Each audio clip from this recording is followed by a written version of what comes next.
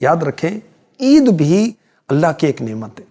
بدقسمتی کے ساتھ ایک تعداد اس عظیم نعمت کو اللہ پاک کی نافرمانی میں گزارتی ہے. حالانکہ عید کے بہت فضائل ہیں، خصوصاً چاند رات جسے لیلۃ الجائزہ کہتے ہیں، انعام کی رات کہتے ہیں.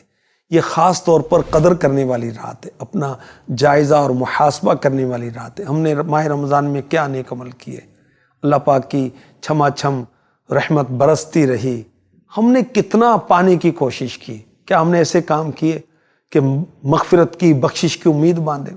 اور معاملہ کیا ہو رہا ہے، رات شاپنگ سینٹروں میں، شاپنگ مالز میں اور مارکیٹوں میں نوجوان لڑکے لڑکیاں میل جول، توبہ استغفر اللہ، رش کے بہانے مرد عورتوں کے شانے ٹکرا رہے ہیں، نظریں دو چار ہو رہی ہیں، توبہ استغفر اللہ، گرل فرینڈ بوائے فرینڈ، توبہ توبہ توبہ. لڑکیاں بے پردہ گھوم رہی ہیں، مہندی لگوانا اور چوڑیاں چڑھانے کے نام پر اجنبی مردوں کے ہاتھوں میں ہاتھ دے رہی ہیں. بھائیوں کو حیا نہیں آتی، باپ کو حیا نہیں آتی، اس شوہر کو حیا نہیں آتی. اللہ اکبر. میرے آقا صلی اللہ علیہ وسلم نے فرمایا کسی شخص کے سر میں لوہے کی کنگھی ہڈی تک گاڑ دینا اس سے بہتر ہے کہ اس کا جسم کسی ایسی عورت سے ٹچ ہو جائے جو اس کے لیے حلال نہ ہو. 100 کروڑ افسوس. بے حیائی کو طوفان رمضان شریف کے مقدس مہینے گزرنے کے چند ہی گھنٹوں بعد شروع ہو جاتا ہے. چاند رات کو ہمیں کیا کرنا چاہیے؟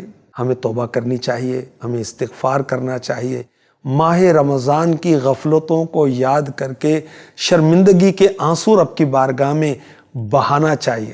یہ بھی دعاؤں کی قبولیت کی رات ہے. اللہ سے بخشش مانگے، رحمت کے انعامات پانے کے لیے اس کی بارگاہ میں گڑ گڑائیں. عید کے دن بھی گناہوں سے بچنا ہے، سنت مصطفیٰ کے مطابق نماز عید ادا کرنی ہے، رشتہ داروں کے ساتھ اچھا سلوک کرنا ہے، غریبوں کی مدد کرنی ہے. یوں عید کا دن بھی اللہ پاک کی فرما برداری میں گزارنا چاہیے. ایک بزرگ نے لوگوں کو عید کے دن ہنستے ہوئے دیکھا تو کہا کہ کیا تمہیں معلوم ہو گیا اللہ نے تمہارے نماز روزے قبول کر لیے، تمہاری بخشش کر دی؟ اور اگر ایسا ہے تو یہ ہنسنا کیا؟ اچھا اگر نہیں معلوم تو کیوں ہنس رہے ہو؟ اور اگر یہ معلوم ہو گیا کہ قبول ہوگی تو شکر گزاری کا یہ انداز ہے. اللہ ہمیں عید کی خوشیاں شریعت اسلامیہ کے مطابق گزارنے کی توفیق عطا فرمائے. آمین.